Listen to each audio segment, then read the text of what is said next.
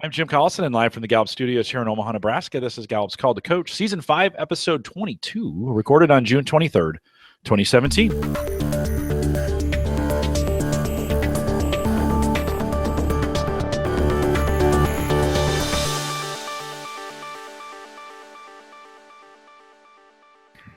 Call the Coach is a resource for those who want to help others discover and use their strengths. We have Gallup experts and independent strengths coaches share tactics, insights, and strategies to help coaches maximize the talent of individuals, teams, and organizations around the world. If you have questions during this webcast, we do have a live chat room available for you right below the main video window on our live page there. And it's easy to get into the chat room. Just go to the bottom left-hand corner of it.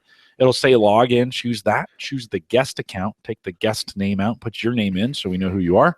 Then hit submit. Easiest way to get in there. You can also authenticate with all the social networks. So that's available as well. Love to have you and we will take your questions live while you're here. We'll have some good topics for you today. So jump in the chat room and let us know that you are in there. Well, if you're listening to the recorded version or have questions about custom strengths coaching solutions for small, medium, or large organizations, you can send us an email, coaching@gallup.com. or use the contact form right there on the live page. Don't forget to visit the Gallup Strengths Center, just gallupstrengthscenter.com for all your Clifton Strengths coaching resources and training needs. And you can also catch the video now, downloadable and podcastable audio for you if you want to do it that way. We have it. We've made it available just about every way you can get it. All the details to do that. And by the way, we're writing a brand new resources page for the Coaches Blog. It's happening right now as I'm here. We have interns competing to see who can write the best resources page today. That's available at our Coaches Blog, coaching.gallup.com. Dean Jones is our host today. Dean's the principal architect of Gallup's global client learning strategy. Dean, always great to have you on Call to Coach, and welcome back. Thank you. Thank you. It's good to be here. I'm happy to be here. Dean, we have a lot to talk about today, but I wanted to see if you would give us a 1 minute or your favorite highlights of what's coming up with the summit. Can you give us a little, little sneak peek? Summit's coming up here in just a month. What are you looking forward to?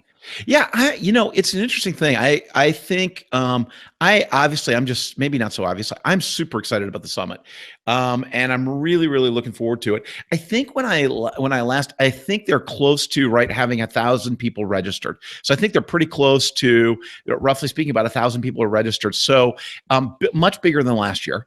And so one of the other things that's really cool that's kind of interesting is it's not like everybody from last year is just coming again this year. Lots of new folks coming in. So I think one of the things that we're going to see is the dynamic is going to be a little different, just because there'll be a ton of new people that are there. So I'm really excited about that piece, because I feel like that will be just a really great opportunity. I know, I think it was this last week or week before last, they posted the breakout sessions, and I know for a lot of people they were kind of waiting to see, okay, what are the breakout sessions and like that. The breakout sessions, I'm horrible. I don't know the stats right off the top of my head, but I think there's something like 63 breakout sessions. There's, and from people literally all over the world, super big variety of them. A lot more sessions this year they're oriented around coaches that work in organizations. Last year, it felt like a lot of the sessions were either kind of strengths basics, or they were really organized around independent coaches. This year, I think it'll feel like there's a balance, right? So ones that are for folks that are independent coaches that are really relevant for folks like that. I know there's a set of sessions that are just for independent coaches on how to build your business. So I know there's like a track, or there's a bunch of sessions that are like that. Bunch of sessions for folks that work inside organizations. And I think for those people that are independent coaches, going to those organizational kind of sessions, I think will also be super valuable. So just really excited about that. I'm doing a session. I know that I'm actually doing it twice on leading high impact strengths trainings. So I know, and honestly, there's no method of the madness. I literally was just listening to what coaches were telling me that they were interested in. So I was like, oh, okay, I'll talk about that. You almost feel like it's cheating, like it's too easy. Yeah, right. Exactly. Yeah. Oh, you're interested in that? Oh, I can talk about that. Okay, good. So I'm doing that session. And I think I've got two of them that I'm running it basically twice, and I think we're close to selling out. So that'll be great. The one thing that is different, I guess we should mention here, by the way, too, is they're asking people this year to sign up in advance for the breakout sessions. So that is different. Even if you're already registered, you've got to go in and sign up for the breakout sessions. So we should mention that, like, gosh, if you haven't done that, you do really want to go do that, because they're basing kind of the rooms and everything else based on the breakout sessions that people sign up for. So if you on that piece, I would make sure that everybody who's listening to this goes in and does that, because that's going to be an important piece. The other thing that's going to be just crazy is the speakers that we've got, the Mainstage speakers. So Tom Rath, if you've never heard Tom talk, Tom is just great. And he's such a smart cat, and he's got such depth. And he's just phenomenal. Deepak Chopra is going to be speaking. So there's just these great main stage speakers. So that's also going to be just a really cool element of the summit. So that's probably more than you needed, but no, it's great. It's great.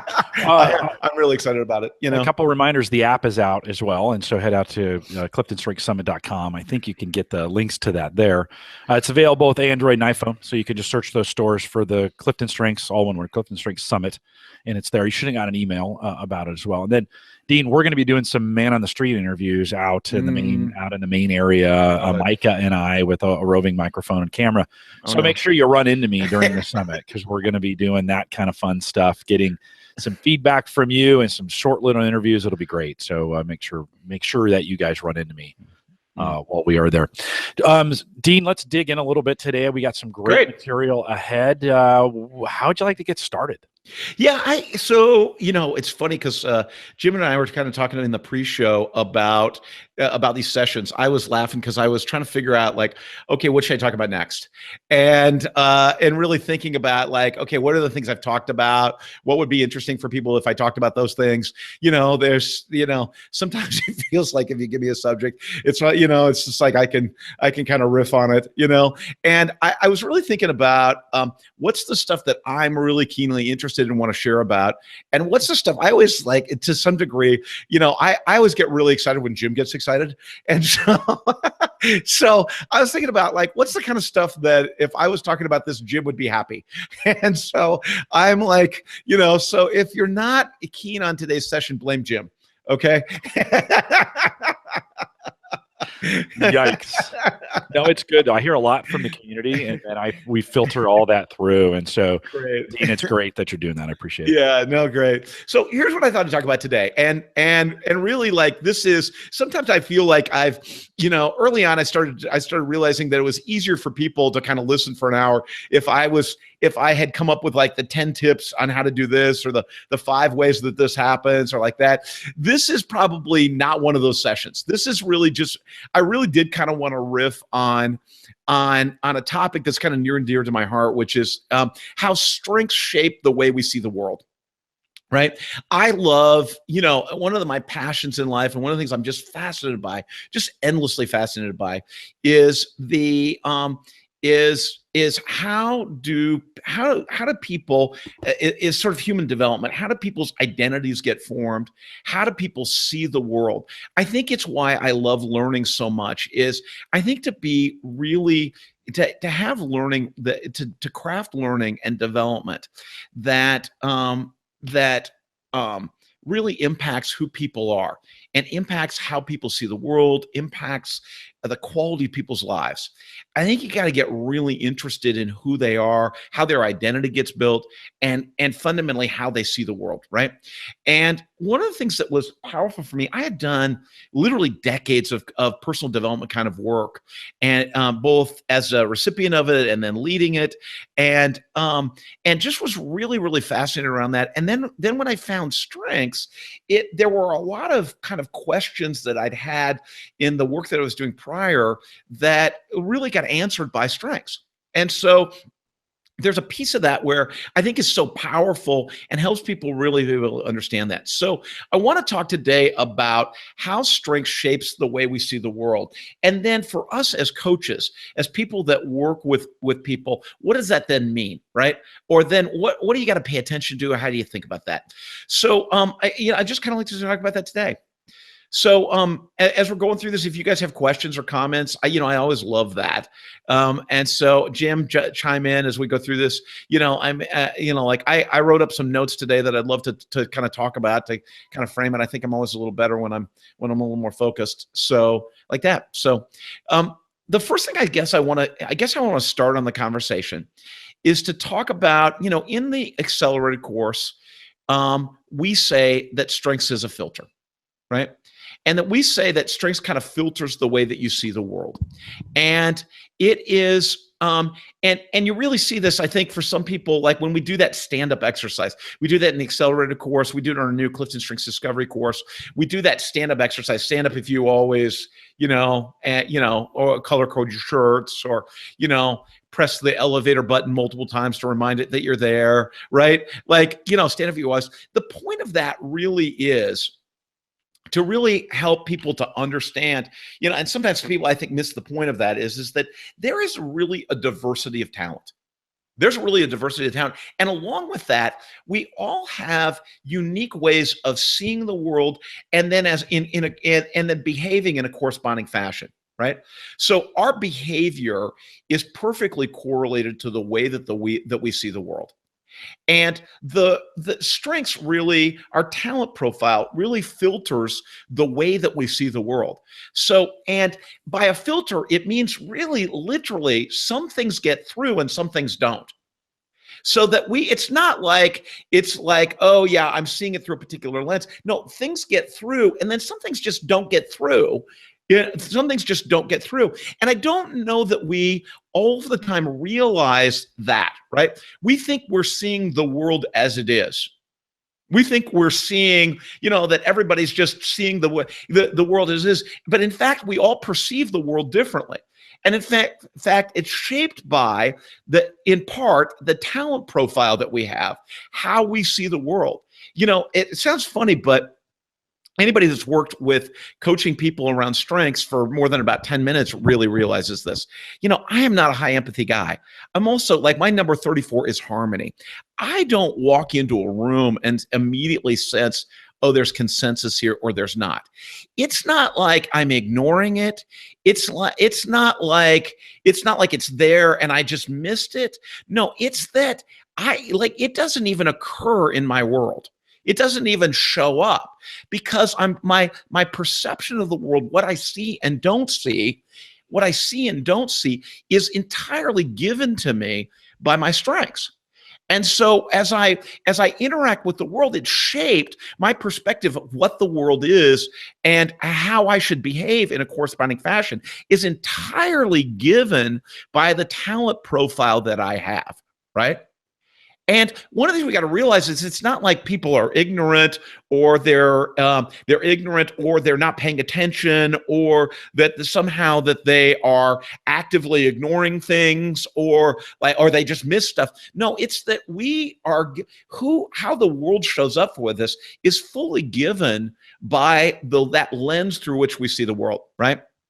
And so the example I love to use is, it's not like when you're dealing with somebody who's got high competition and they're not aware that that's a dominant theme for them. It's like, oh yeah, I have this perspective on the world, which is competition and da-da-da-da. No, they don't see it that way. They go, no, the world is a game, right? There are winners and losers. And listen, I'm telling you, you listen to you listen to public figures, they'll tell you that, there's certain public figures that have like competition high, and you can hear it because they go, oh, I don't want to be a loser, I want to be a winner, right? It's not like, oh, I've got the perception that in life that life is a game and some people win the game and da-da-da, but that and transcend that. No, they relate to the world that the world is that way, right?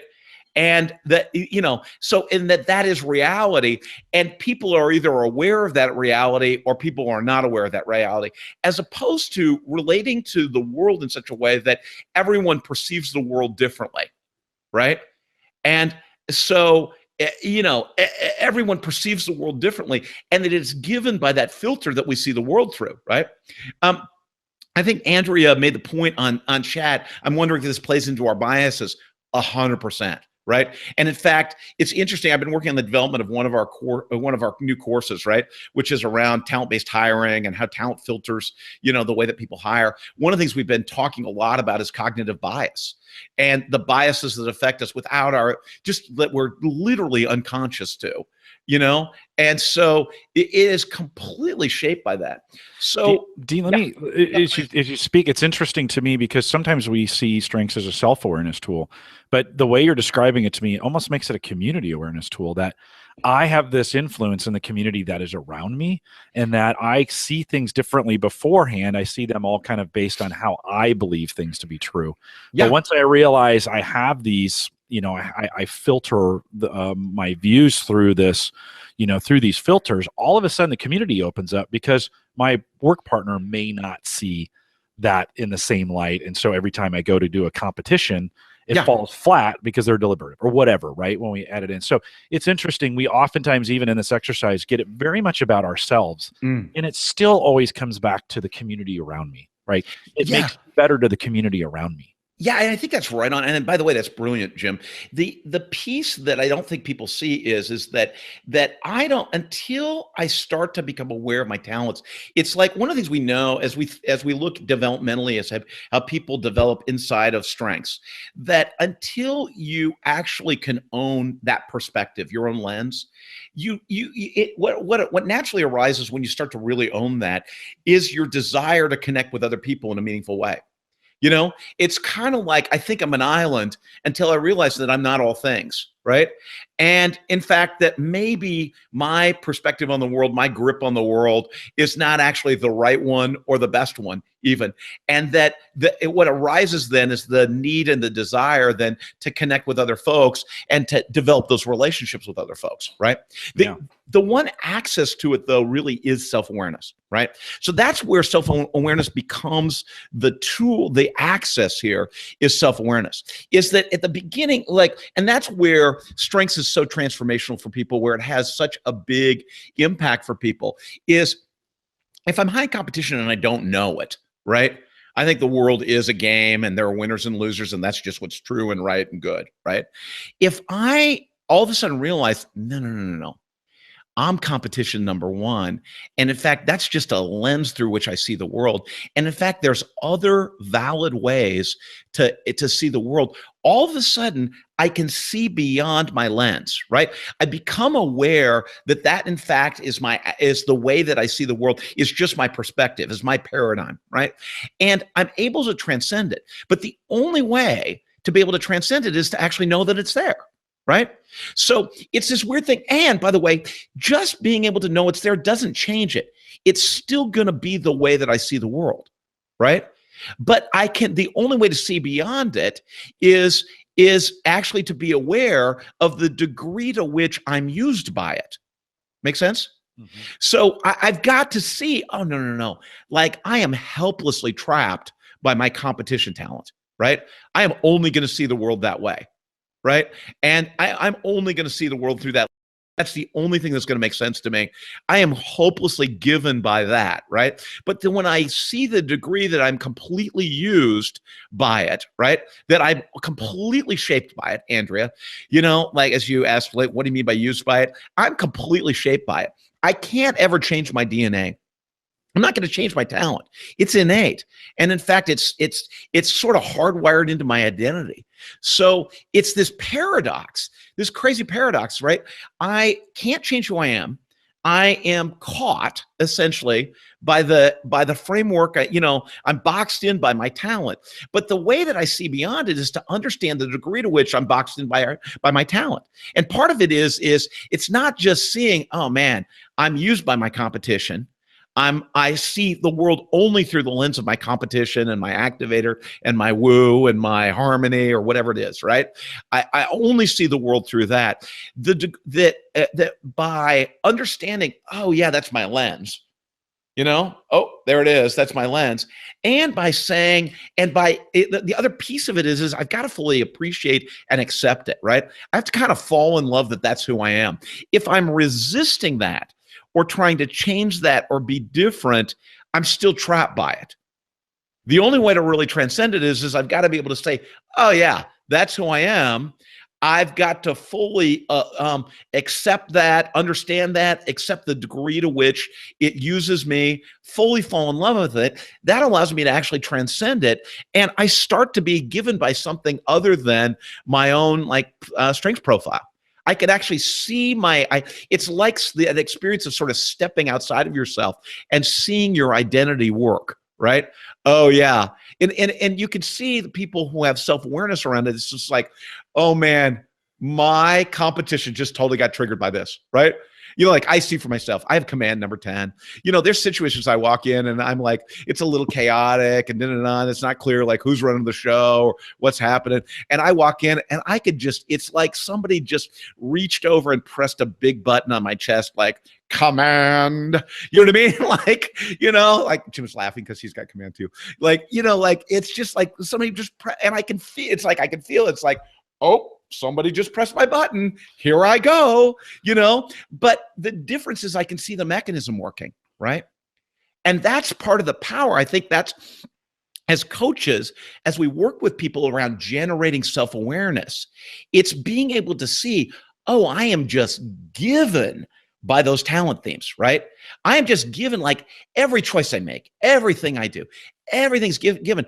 And when I've got great self-awareness, I can see the mechanism work, right? I can watch myself and most of us, when we become self-aware, we develop a sense of humor about how crazy we are, right? We're all just a bunch of lunatics, just reacting to, inside of our strengths, right? But inside of our talent themes, right? So it's like when I can see myself in that way, it gives me so much more control. I can say, okay, like right now I walk in, it's pressing my command button, but I don't have to respond, right? All of a sudden it puts me at choice. Whoa, right? Like all of a sudden I have a choice because I can see the mechanism playing. I know that I'm getting, like my normal thing would just be used by, I don't know, I'm off to the races. But the difference is with that self-awareness, all of a sudden I'm at choice about the degree to which I'm going to use that or how I'm going to contribute that. I don't have to jump in. I can gauge and say, okay, this is the right moment to jump in, or this is how to jump in, or let this play out, right? So, and it's that power, that's the power that self-awareness gives us, right? It takes, when you're coaching somebody around self-awareness, right? It's that process of helping somebody watch how their mechanism works so that you put them at choice around it. Right? They're in a position of choice rather than just like, I love my dog, right? I watch my dog, but my dog's all instinct, right? And it's one of the things I'm aware of, it's just like my dog sees a rabbit, like my dog has no choice, right? He is just boom, lickety split, going to chase that rabbit, right? It's not like there's no choice there. There's not like, maybe I will, maybe I won't. No, boom, it takes over. Well, we're all a lot like my dog. Like more than we probably want to admit, right? A lot of us, it's just like, I can't help but communicate. I got that communication, boom. I'm like, I got to work it out, right? It's just like lickety split. I got to go use that. And in fact, but that's the gift of self-awareness. And that's the gift of working with a coach, right? As I see that self-awareness, I can see how that mechanism works. And all of a sudden I got a choice, right? So coaching, I would say fundamentally, right? Coaching fundamentally is that process of building self-awareness. And I think that's what distinguishing coaches from advice, right? But before I go, like that's the thing is, do I see how my own mechanism works? Can I step outside of myself and watch it work? Can I communicate? Like if somebody says, like, Jim, tell me about yourself. Right? Who are you? Like, tell me about how you work. Are you self-aware enough that you can say, oh, listen, here's how I am, right? And here's how things work with me, right? And so can I be responsible for it? Because the deal is, like some people, I will tell you, they know how their mechanism works, but they're like a victim of it. Like, I'm sorry, I'm high communication, like, like I can't help but talk, right?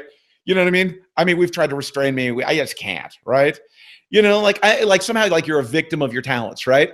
It's like, no, no, no, no, no. That's the point is do I know how the mechanism works? But also, can I be responsible for it? And the impact of it, right? So can I be responsible for then, and for some people that's a work in progress, right? I see how it works. I see how my talents play out. I can see how it is with me.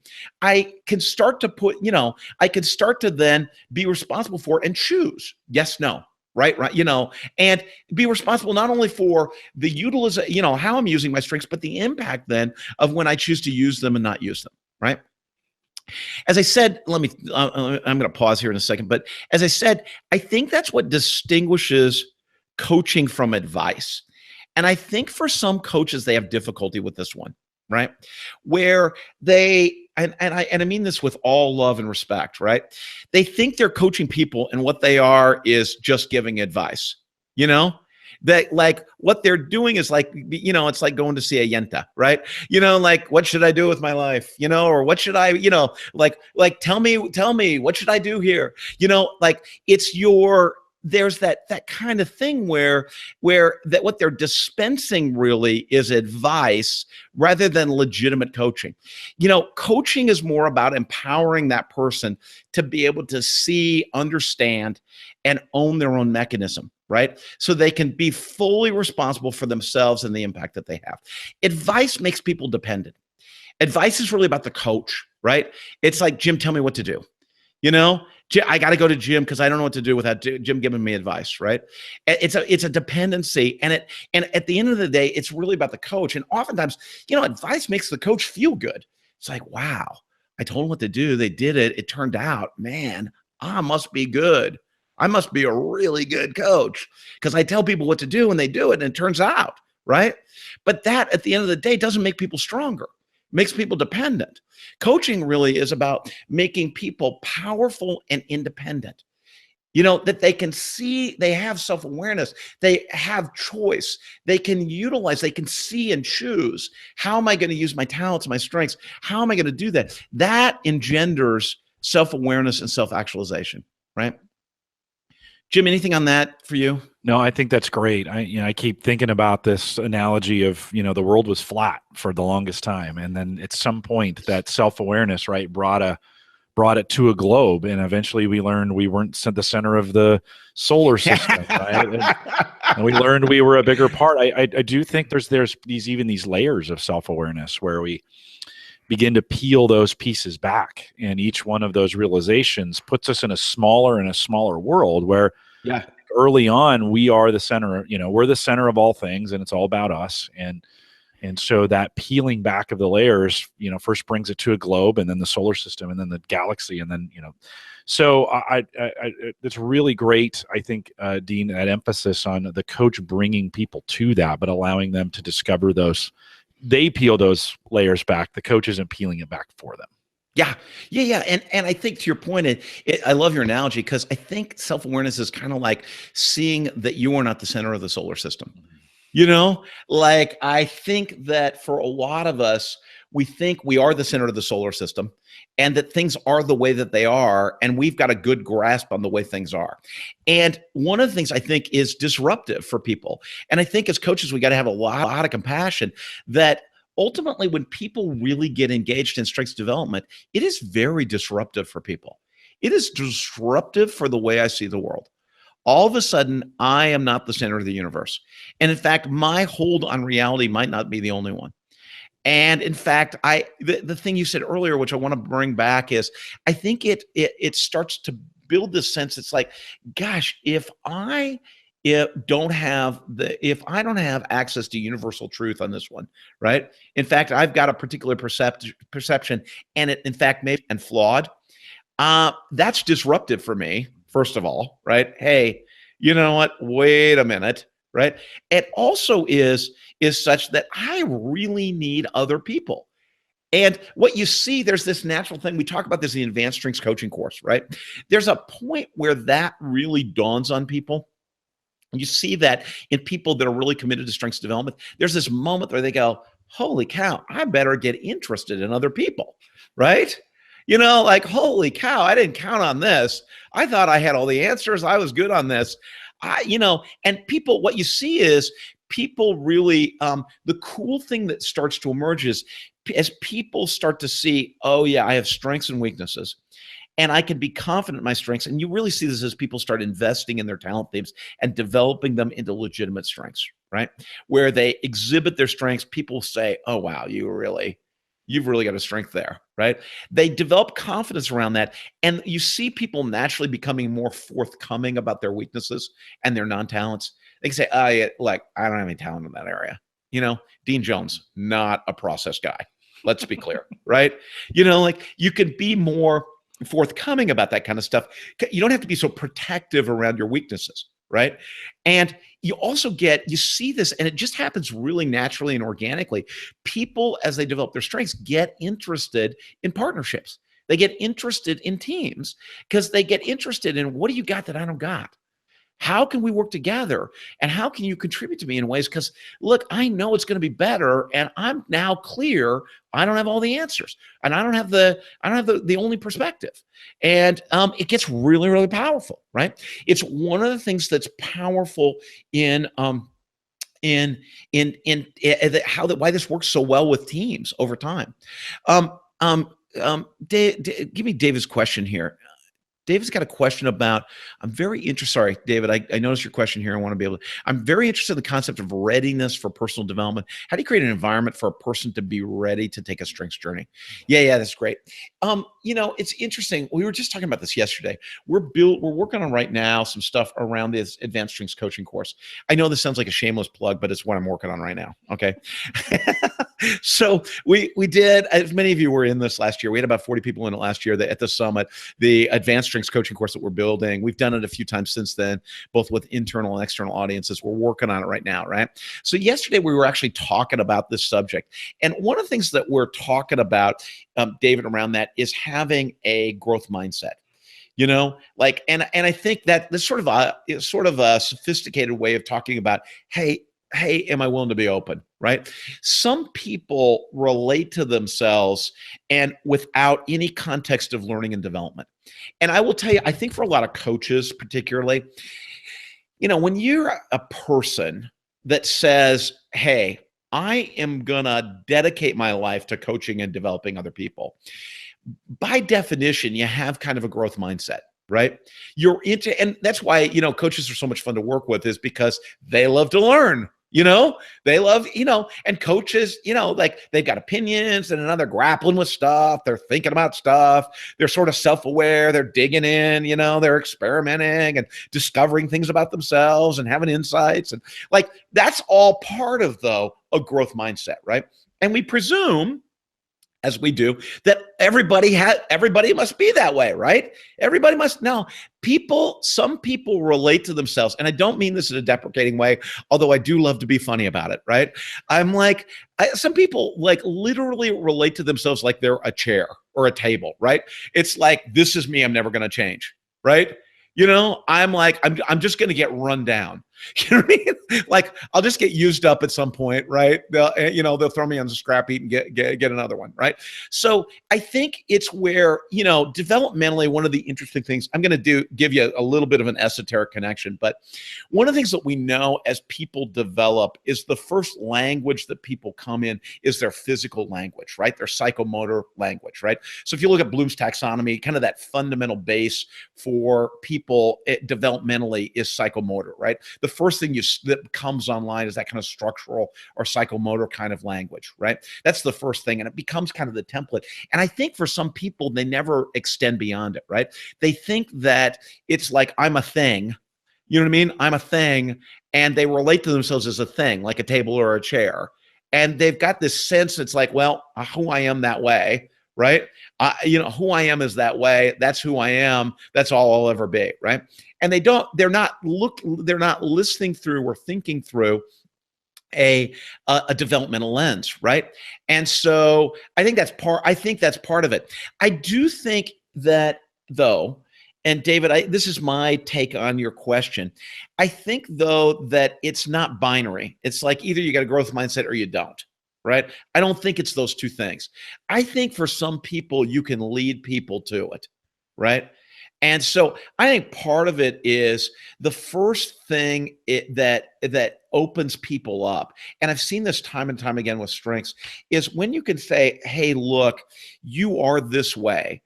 And they start to be able to see, and you see this a lot with when people encounter their strengths profile. It's the dawning of self-awareness. You are this way. The next step after that is not everybody is like you. You are unique.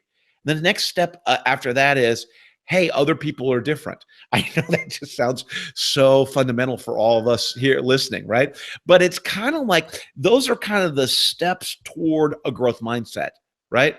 And I think that it's one of the part of the power, David, you said you taught a grad class in positive psychology.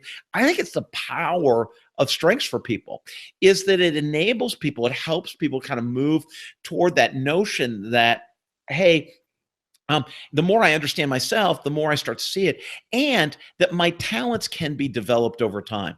That when I invest in my talents, they can be developed over time, right?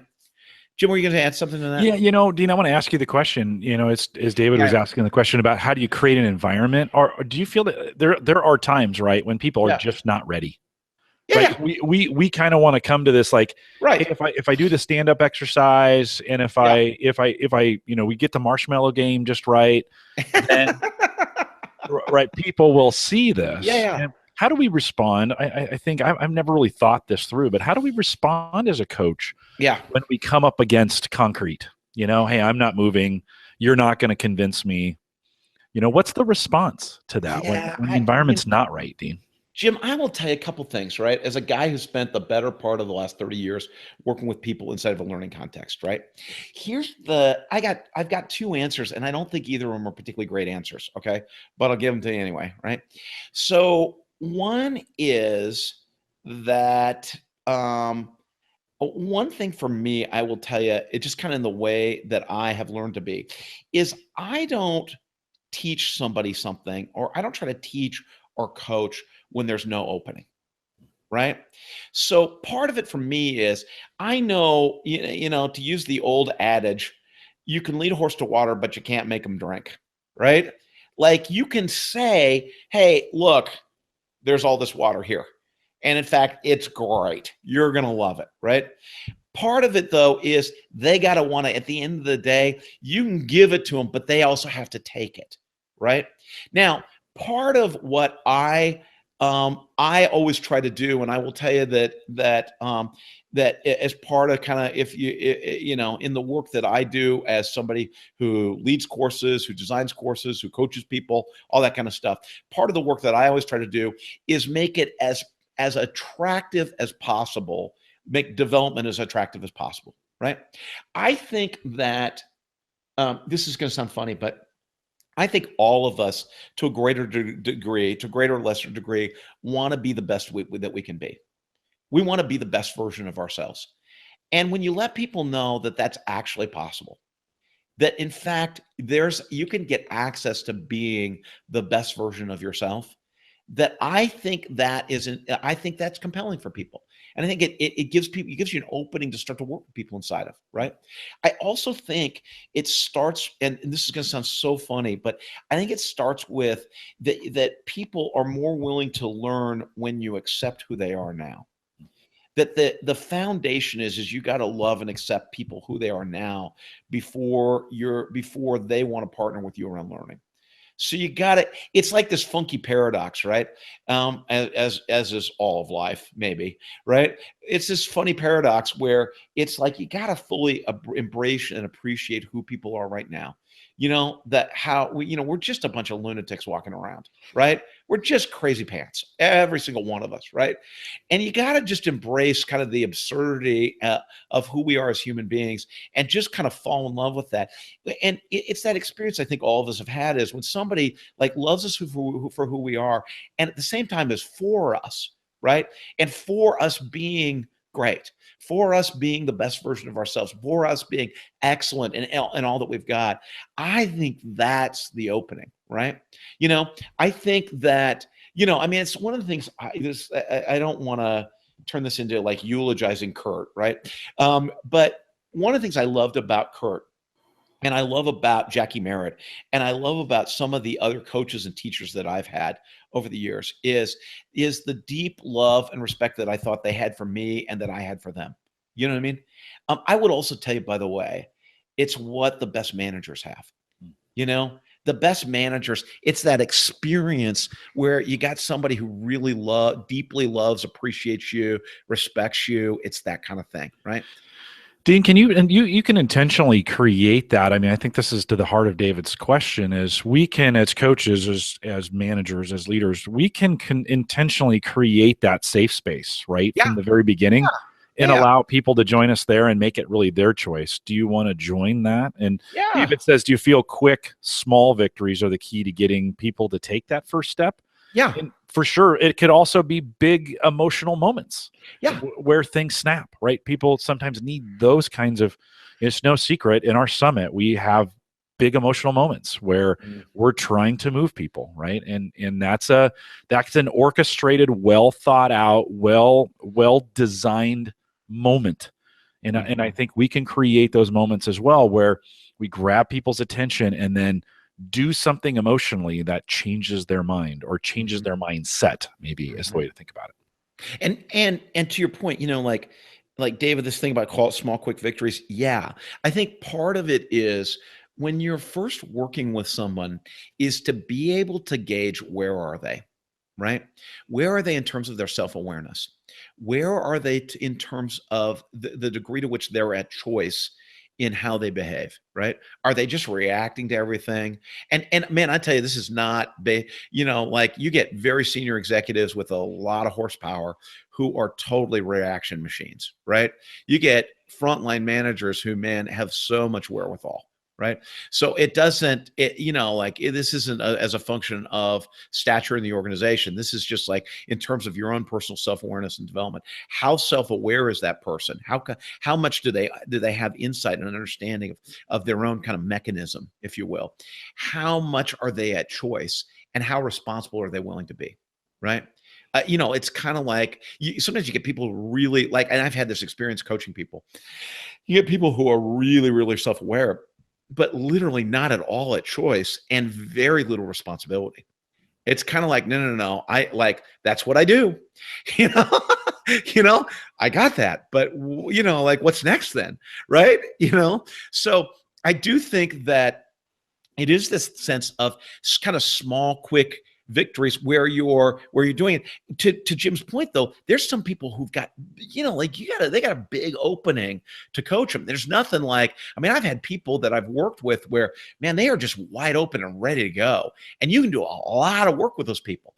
But part of it is you got to gauge where people are. I also don't think it's like that you're, again, like you're one way or the other.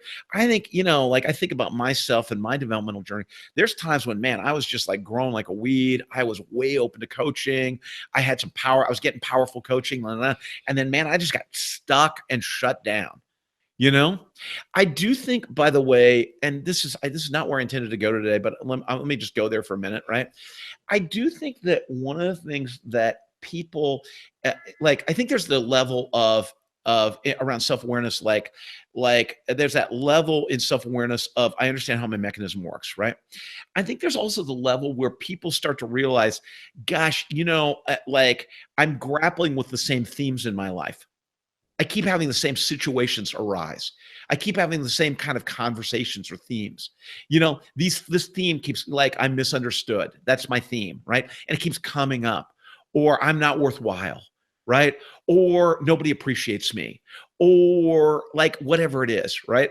There's that level where I understand the mechanism, but then there's a level that beyond that, it's like I start to see I keep like creating the same kind of situations in my life, or have the same kind of responses, and there's certain themes that are sort of characteristic themes. And I think that that's the next level of sort of self-awareness oftentimes for people, is to really be able to own and be responsible for, gosh, I keep playing out the same drama, right?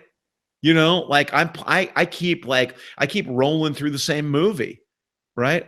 And being able to be aware, and it's like, no, like I can be I can be the cause of that. I don't have to just be an effect of that. I got a choice in how that plays out. And I got to pull a choice in how I relate to that and react to that and how I script that. And so I think that's that in many ways, that's the next level for people, right? Yeah. And so Andrea says, you're in that. How do we get past that stuck moment? What's the... I think it's that recognition, right? It's that recognition. I think one is to be able to see, like I think in the first level, it's that recognition. Gosh, my competition always fires, right? And then and so I can see, like I use my talents in this way, and I'm developing my talents in this way. Then and particularly, this is the kind of stuff that unfolds in long-term coaching relationships. You really start to see where you can say, and sometimes you even hear it, like somebody says, you ask somebody to tell me the story of your life. Tell me the story of your career, right? And you can hear the themes. You can hear the themes, and you can start to see with people, how they're playing out the same stuff, right? But it's when they can see it, right? They start to see, wow, it's weird. All my jobs end the same way, right? Or it's weird. My relationships are all kind of have this kind of quality to them, right? Or it's weird that I've never had a boss I loved, right? And that my boss always, like, I end up in this angry kind of, tempestuous relationship with my boss or my coworker or my blah, blah, blah, blah, blah. Right? Like that when you can see, like, no, that's actually like, maybe that's not them. Maybe that's me. Right? When people have that dawning self-awareness, and as a coach, you can sort of help people to start to see, hey, what does this remind you of? Right? Hey, have you ever had this before? I've done work with coaches. I've done work with coaches. That's powerful work where they've said to me, hey, look, you're in this situation. What does this remind you of?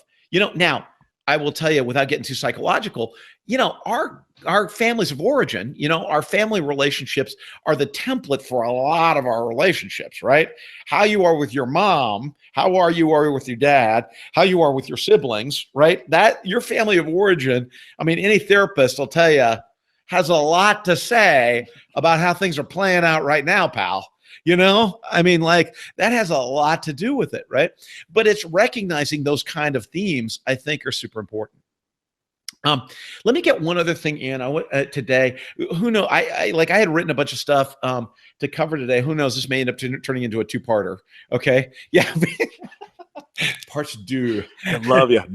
I love two-part series. Is so good. Yeah, I know. And we always end up doing this, right? It's just like, it starts out, I'm going to cover it in one session. It's way too much content. You know what I mean? Yeah. So, okay. You'll have to wait till after the summit. This will after the summit. After the summit. Yeah, exactly. So, here's the other point I want to make, and I've mentioned this before, but I really wanted to unpack this a little bit today, is that strengths are different from the inside out, right? So this is part of what I think, as you coach people, you really see this, is that we know the characteristics of a particular talent theme and the unique contribution that it is and can be, right?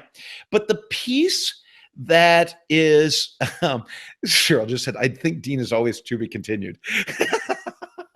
Cheryl, I think you're accurate on that one. I think that's true. Good self-awareness. Yeah, exactly. But wait, there's more.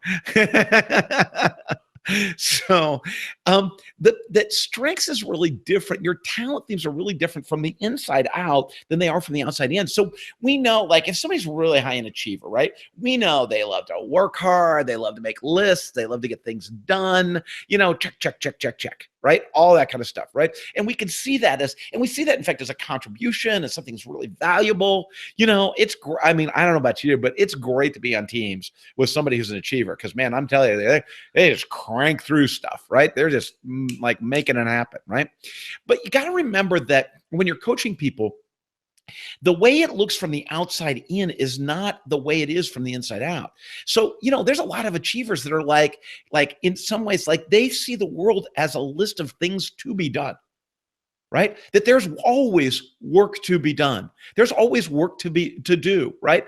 And in fact, some achievers can be burdened by that. right? It's like, oh man, there's so much to do and not enough time to do it, right? There's not enough hours in the day. I got to work harder, right? I need more lists, right? I got to apply myself. I got to get more things done. And in fact, the more things I check off, the more things that show up to do, right? So it's not that they're not sitting here thinking, wow, I'm working so hard, right? Or wow, look at me, I'm checking off the things, all these things off the list. A lot of times it appears almost like it's the inverse of that from the inside out, right? It's like, oh, it's inside, like Andrea's saying, Andrea's validating what I'm saying right now. Yes, that's true, but, and it's not just achiever, it's all the themes, right? Somebody with significance is burdened by the question, gosh, am I important enough? Do people think I'm important today? Am I connected to important people? Am I center stage? Is this happening or not happening? Should I be more concerned about this? Should I be putting myself out there more? Somebody with includer is saying, gosh, I'm worried. Is everybody included? Is everybody not? So it's not that contribution and that value that we see from the outside in. From the inside out, the way it occurs for that person is very, very different. It may seem like a deficit, a never-ending deficit. People, there's not enough people included, right? There's not enough sharing of ideas and generating of ideas, and there's too many ideas to get hold of and capture. It may seem like a deficit. It may seem like a problem to be solved, right? How are we going to get all this work done? Don't they see how much work there is to be done and how we get it done, right? Don't they see we need to get into action, right? It may be like an eternal question that we ask ourselves, right? Am I important enough, right? Am I significant enough? Am I right if I've got self-assurance? Am I really right? I believe I'm right. I know I'm right, but do they recognize that I'm right? Right?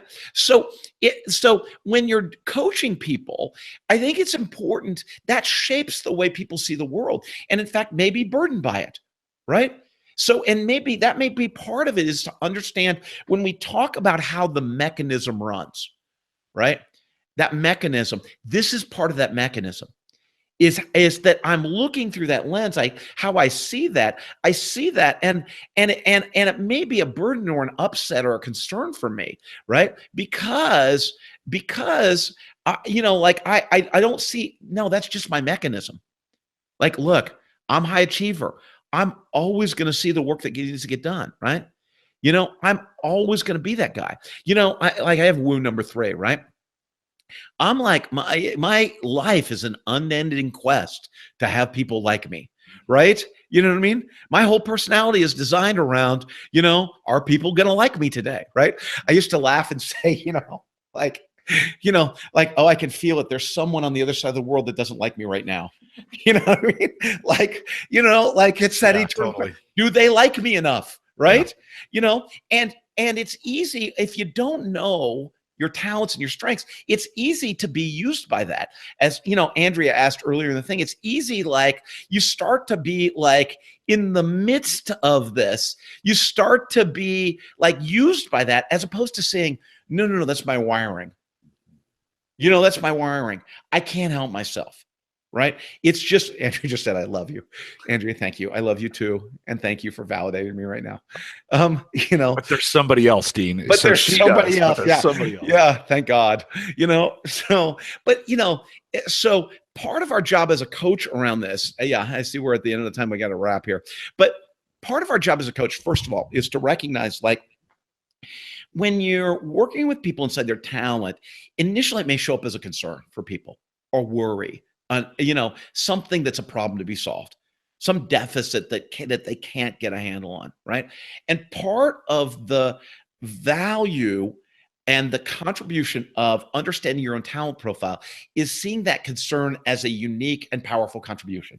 To be able to say, oh, my need to get, I'm activator number 1, my need to get things in action is my gift to the world. And yes, I am going to live every day inside of, are we doing enough? Are we got enough action going? And so, Cheryl, I love you. Consistency. You know, my mom, I believe she never did Strengths Finder before she passed away, but I really believe she was super high in consistency. And like her life was a never-ending pursuit of, is it fair? Right? Is it fair? Well, you know, I have 3 siblings. Was it fair among among 4 of us? Right? You know, is it fair? Right? And so it's that thing. And I think that as we talk about self-awareness, that it frees as a coach, you free the person up from being burdened by that, or wondering why other people don't share that concern, and seeing that talent as your gift and your contribution, right? Because it's easy to be burdened by what you see. It's easy to get upset that other people don't see it the same way you do, or don't share that same concern. And part of being responsible for our talents is being able to own that unique perspective they have, our unique concerns, and be able to kind of loosen the grip and see and own what we are, right? That's our job as coaches, is to kind of help with that process.